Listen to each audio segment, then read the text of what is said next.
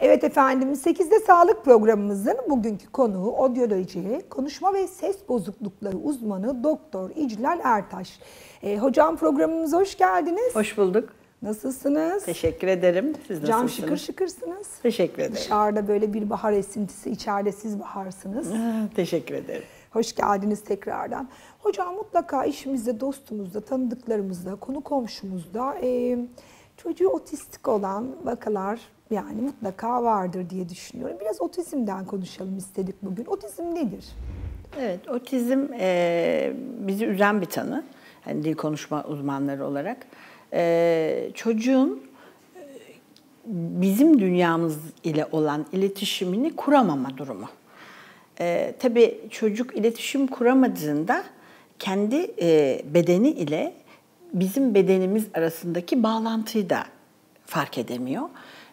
O zaman problem biraz sadece konuşma problemi olmaktan veya konuşma sıkıntısı olmaktan çıkıyor. Sınırlılıkları, zorlukları diğer tanılara göre biraz daha fazla olan, çünkü iletişim ucunu bozduğu için otizm, iletişim, birliktelik, karşılıklılık kurmada zorluk diyebiliriz.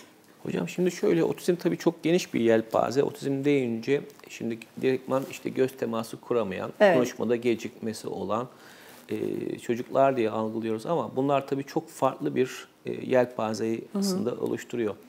Bunların içerisinde yani konuşmayı erken yaşta başarabilenler ileri yaşlarda hayata daha iyi adapte olabiliyorlar. Aynen Doğru mudur öyle hocam?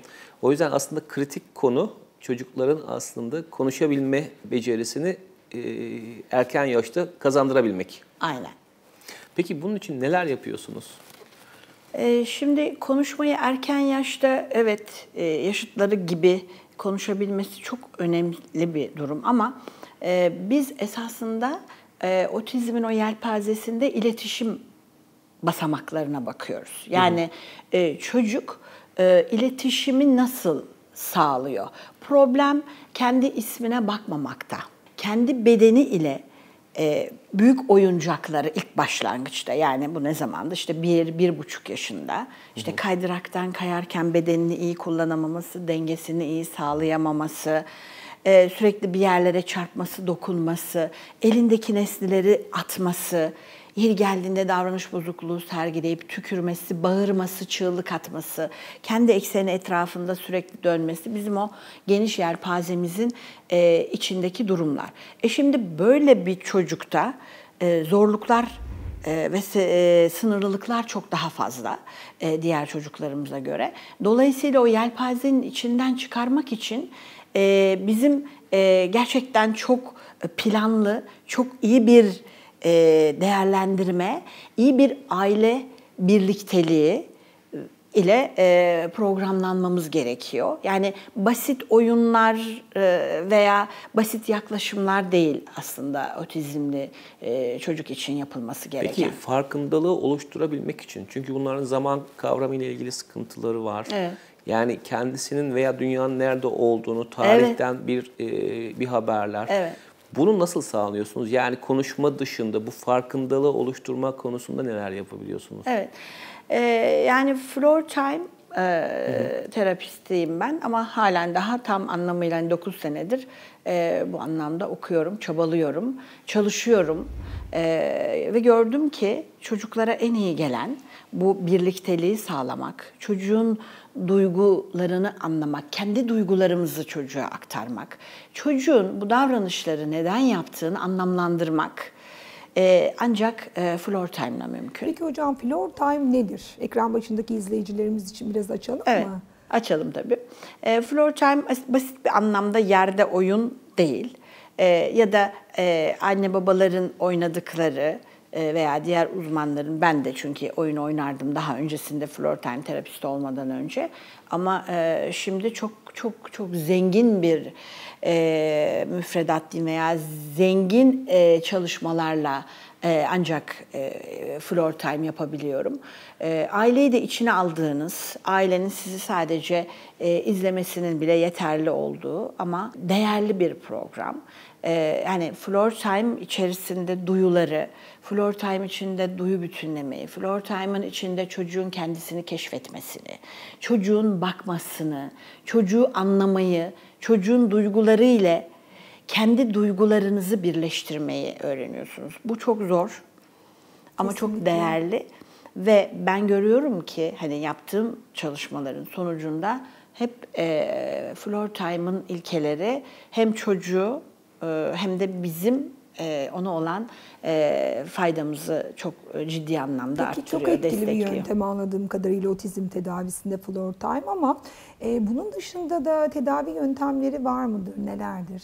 Evet, yani floor time'ı ve duyu bütünlemeyi çocukların bireysel farklılıklarına ve o yelpazenin içerisindeki kendi zorluklarına göre değerlendirdikten sonra ben yaklaşık 15 yıldır bir Berard uygulaması yapıyorum. Bu Berard da biliyoruz ki bu çocukların işitsel, görsel yani o 8 duyuyla ilgili, 5 değil ama 8 duyuyla ilgili zorlukları var. En büyük zorlukları da hani anne baba hep şöyle der bize, hocam yani ismine bakmıyor yani. İsmine bakmıyor. Yani ben sesleniyorum bakmıyor. İşitme testine getirdikleri çok olmuştur. Ama buradaki sorun aslında işitememeleri değil, işittikleri sesleri işlemleyememeleri. Yani sesler onların kulağına maalesef bozuk geliyor. Yani biz portakal dediğimiz zaman gibi algılıyorlar. Ve ben Berard'ın eğitimini aldığımda anladım ki bu çocukların esas sorunları hem kendi bedenleri ile bizim farkımıza varmamaları ve birliktelik oluşturmamaları ve işitsel olarak da sesleri işlemleyememeleri. Bu çok büyük bir zorluk. Sesleri karışık duyduğunuz zaman bakar mısınız?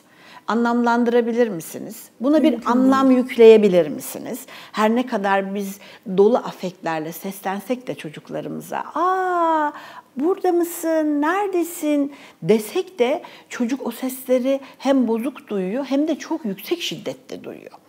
Dolayısıyla Berard bu anlamda sağ ve sol beyni birlikte organize eden farklı modülasyonda sesleri çocuğun kulağına doğru şekilde işlemleyerek Berard'dan sonra çocuğun aslında biz alıcı dil dediğimiz hani her otistik çocuk dediğimiz gibi bireysel farklılıklardan dolayı farklı olabiliyor.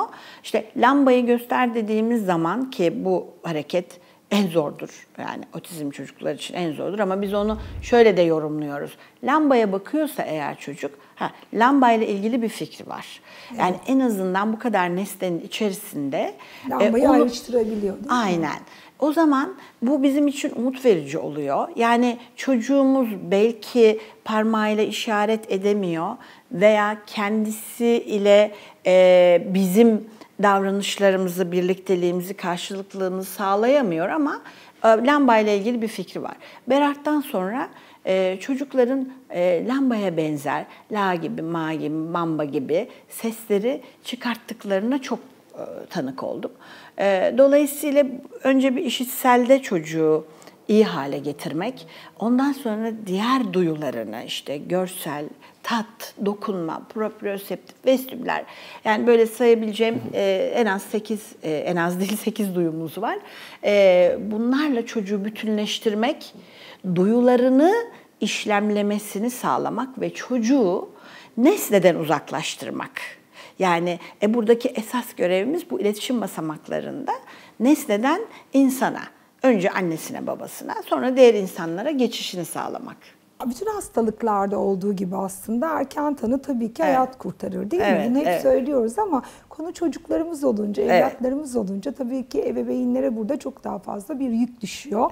Evet. Son olarak ebeveynlere tavsiyeleriniz nelerdir?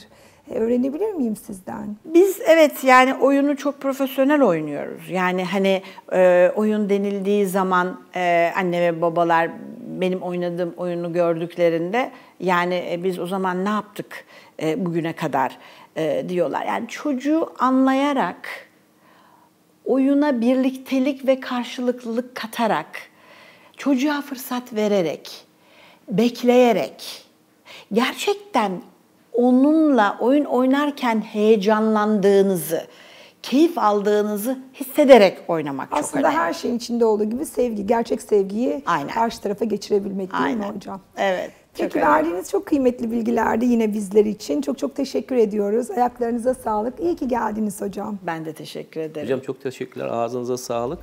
Evet, değerli 8'de sağlık izleyicileri, otiyolog, konuşma ve ses terapisti uzmanı Doktor İclal Ertaş'la beraberdik. Programımız tüm hızıyla devam edecek.